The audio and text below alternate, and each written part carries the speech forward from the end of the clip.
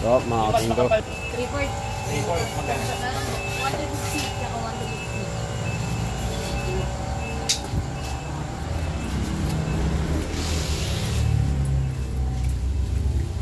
150. Bakit? Ano yan? Ha? Nadali yung ano nila. Sino? Dito sa kabila. Welding rod. Welding. Yung ano, talagang madadali yan. Nakabukas eh. Naka-open yung harap eh. Talagang nanakawin yan. Doon sa silong gusto na nilagay sa ilalim ng papa.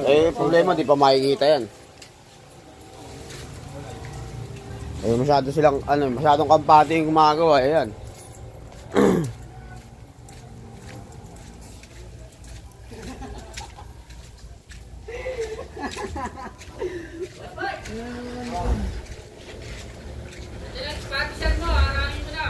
Bakit? Natras ba? Nakaw yung ano?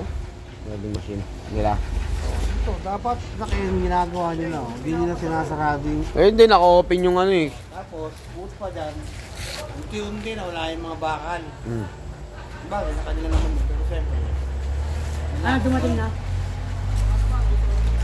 Dumating na. Nagago. Hindi sila. Kampante sila. Oo. Tutulog. Hmm.